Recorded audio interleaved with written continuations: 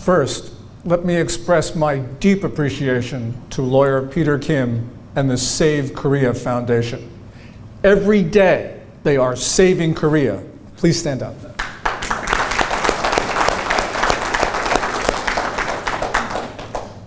And I am honored, deeply honored, to be here among all of you patriots.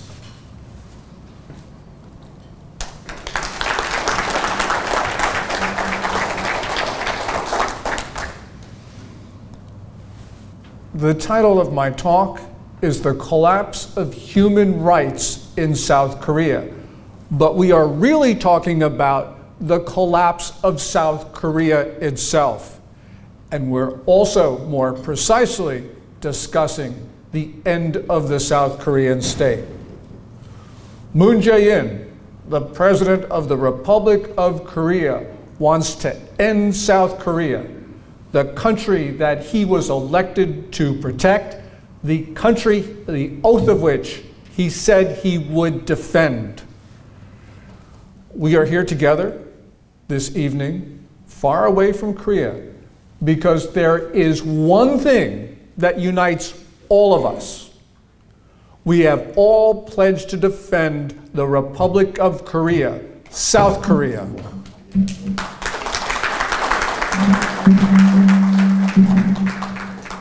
And there's one thing that we all agree, that the most insidious danger to South Korea is its President Moon. Moon is an enemy of freedom and democracy and human rights in South Korea.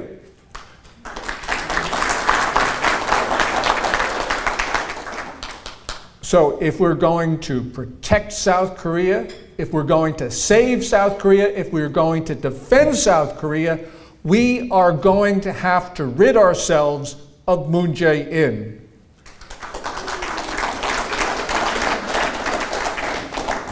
Moon must go. Moon must go. Moon must go. Moon must go. Tonight, we will talk about how we go about doing that. And we start on April 15th, 2020. On that day, the National Assembly elections, all 300 seats are up for grabs. This election is important for many reasons, but tonight we're going to talk about two of them. And they both relate to the Constitution. First, there is the amendment of the Constitution of the Republic of Korea. The President, Moon Jae-in, may propose amendments. Article 130 requires that those amendments receive at least a simple majority of the votes of the people of all of South Korea in a referendum. In that referendum, this simple majority will determine the future. April 15th, therefore, is do or die. It's now or never. Because if it were up to Moon, he would merge his South Korea into North Korea, the Democratic People's Republic of Korea, the Kim regime. Now, Moon may, because he's counting the votes, Moon may actually get a simple majority of all the people of South Korea to end South Korea.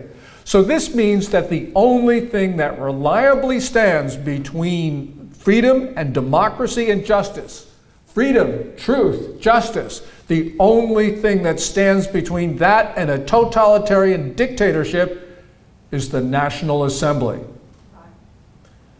Today, conservatives have 110 or so seats in the National Assembly.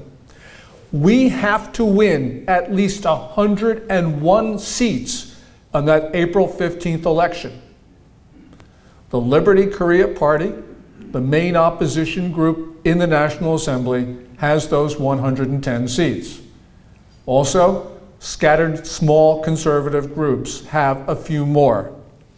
But that means we have to make sure that we hold on to all of those seats, because Moon Jae-in's party, the Democratic Party of Korea, Minju, We know that they want to get rid of all that is dear to you and to me and to the people of South Korea. How do we know this? We don't have to speculate, because in the spring of last year, Minju tried to amend the Constitution of the Republic of Korea to take out the concept of liberal when it came to the notion of democracy. The South conservatives, fortunately, were able to stop that effort to amend the Constitution. But we know that Moon Jae-in did not give up. Moon's Ministry of Education started to change the textbooks of South Korea. Take the textbooks and change it so that freedom was no longer there. And indeed, they succeeded in taking freedom out of the textbooks for the middle schools. And why would Moon want to do something like this? Well, on the Korean Peninsula, democracy does not have to be liberal. Look, you've got Kim Jong-un's regime. They don't believe in liberalism, but they say, believe in democracy. After all, the formal name of North Korea is the Democratic People's Republic of Korea. Moon's political party, they call themselves Democrats. It's the Democratic Party of Korea. But Moon's party is leading the attack on freedom and democracy. Many speculate that Moon wants to promote unification. So what he's trying to do is to make South Korea and the Constitution of South Korea more compatible with that of North Korea. So job number one for conservatives, for you and me and everyone, is to make sure that on April 15th, 2020, that conservatives take back the National Assembly. That's the first National Assembly issue. Second one is, we all know, the ultimate safeguard for freedom and democracy in South Korea is the removal of Moon Jae-in.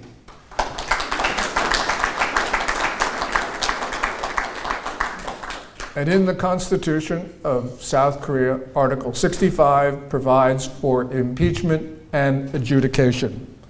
So let's take a look at the case of President Park Geun-hye. Was she guilty of having the wrong judgment in choosing a confidant? Well, whatever you may say. Is she guilty of being unpopular? Yeah, probably she was. But was she guilty of a violation of her duties under the Constitution in the performance of her job? Definitely no. No. Definitely no. No. No. No. Was she guilty of corruption? No. No. No.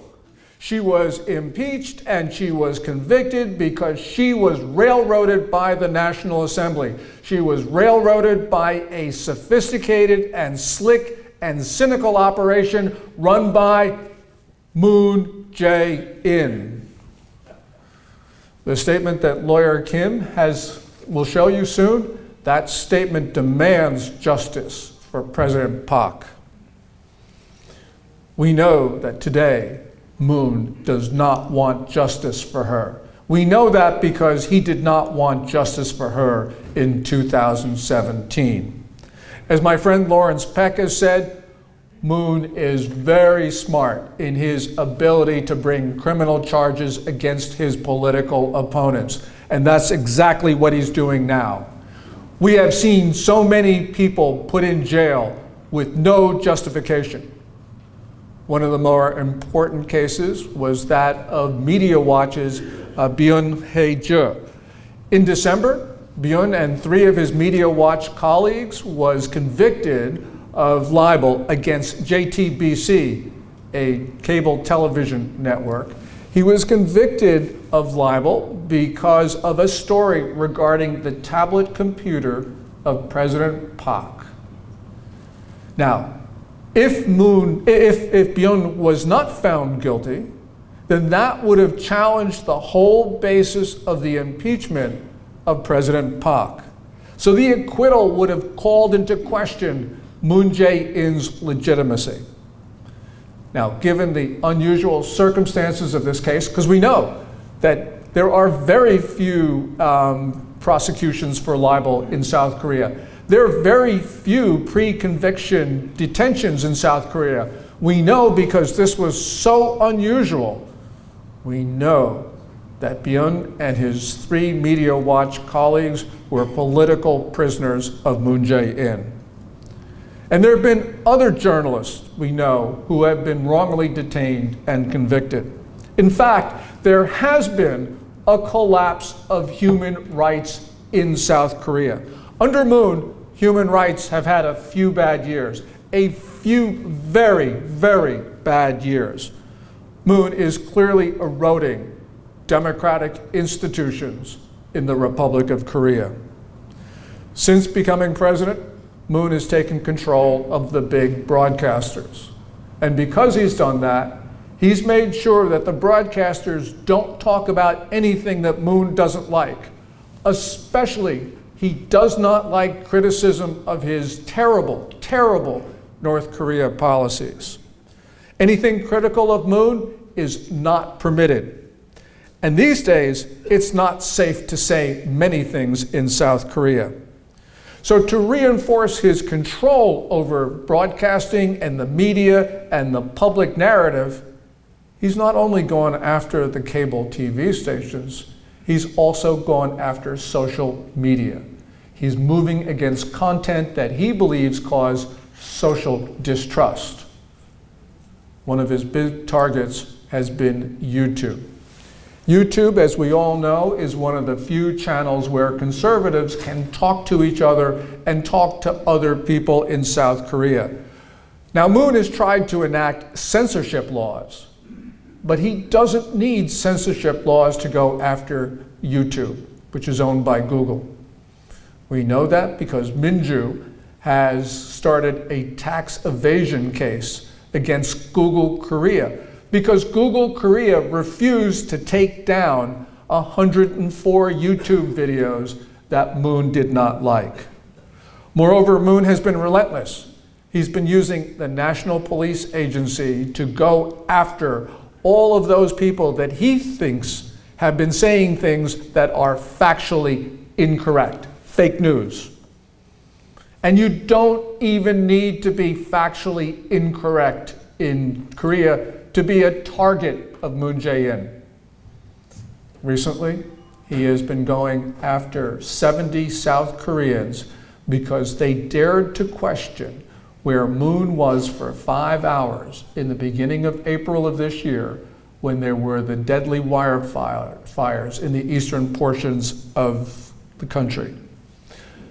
And now in Korea, it is dangerous to mention the Gwangju incident. We know that because any criticism of the May 18th democratization movement, as he calls it, is banned. Don't say anything that is wildly unpopular. Don't say, for instance, that North Korea might have had a hand in Gwangju. It is all very dangerous. Moon's government has sought to silence other critics as well. His government has relentlessly moved against those who left North Korea and who have found refuge in South Korea. So from all of this, we know one thing, and that is Moon Jae-in supports Kim Jong-un. In short, conservative voices in South Korea are being persecuted, they're being prosecuted, they're being pressured, censored, and harassed. This is awful. There is now in South Korea a reign of terror. This reign of terror started out small at first, but now it's become all pervasive. And we can see the fear. We can actually see the fear in South Korea. At those weekly flag rallies in Seoul, we see young demonstrators hide their faces with masks or in other ways to prevent their faces from being identified by the government and by photographers. Now, there's a reason for South Koreans to be concerned, because now, in addition to Moon, there are also dangerous elements that are allowed to run free in South Korea.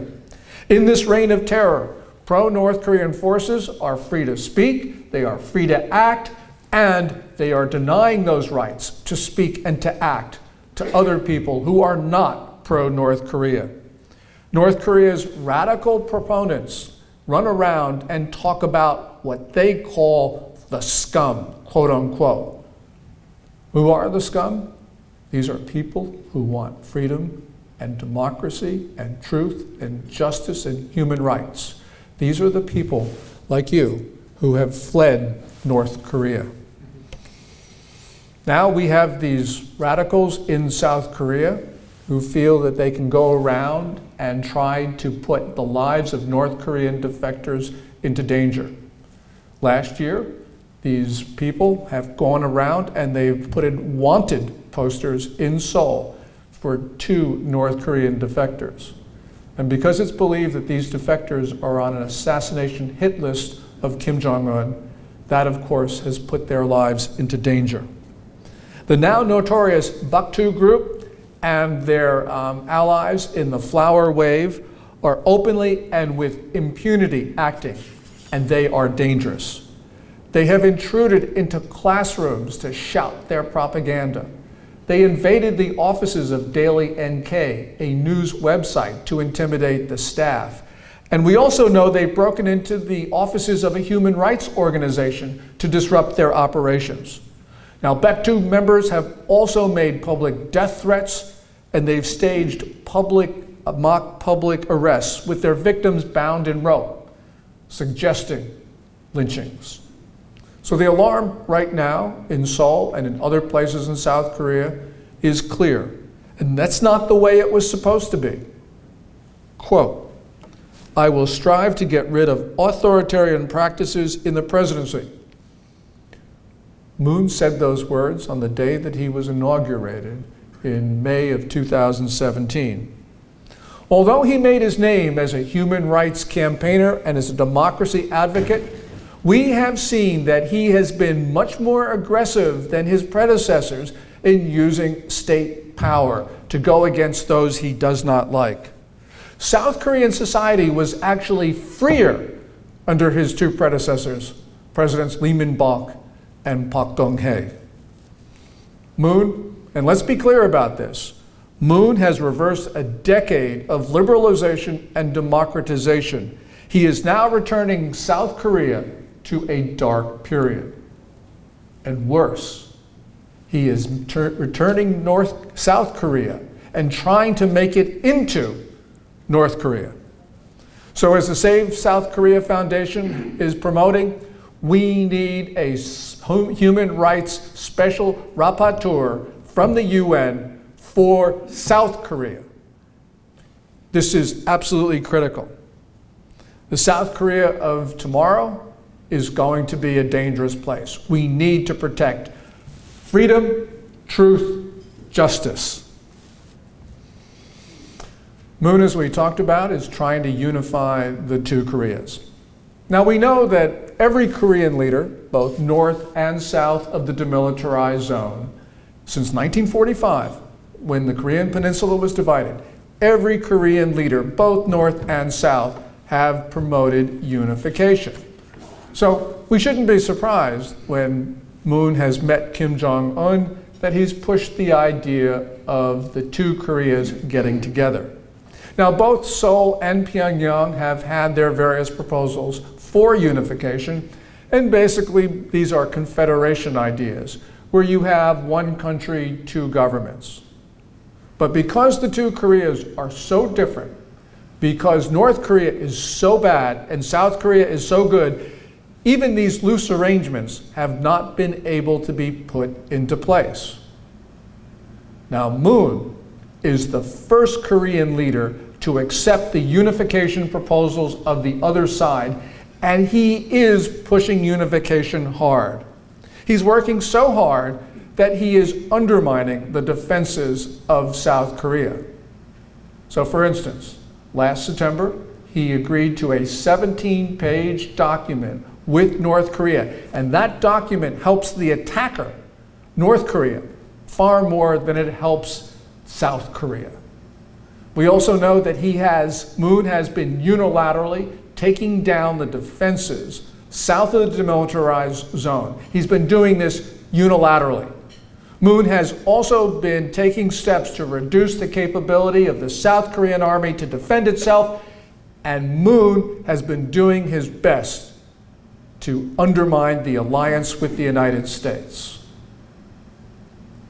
There is only one country that is pledged to defend South Korea.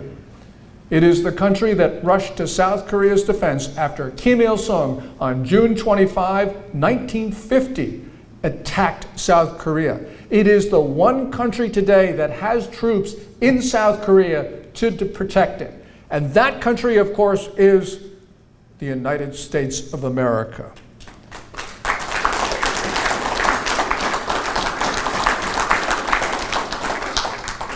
Moon says that he supports the alliance, but he doesn't really mean it. He's allowed his senior officials to mischaracterize the nature of the alliance to whip up public sentiment in South Korea against America. He has made it difficult for the U.S. to maintain its only battery of the Terminal High Altitude Area Defense System, or THAAD. And he's gone behind the backs of his American allies to come to agreement with China in late October 2017. That, of course, is the 3 no's, where Moon agreed that there would be no more THAAD emplacements. He agreed that South Korea would not participate in integrated missile defense with the United States, and Moon agreed that there would be no tripart alliance with Japan and the United States. Now, these 3 negative commitments undermine the ability of the U.S. to defend South Korea. And what Moon has done is he's given in to Chinese bullying, and China's been bullying South Korea to help North Korea. So Moon is allowing China to dictate the defenses of South Korea. China, the only ally of North Korea.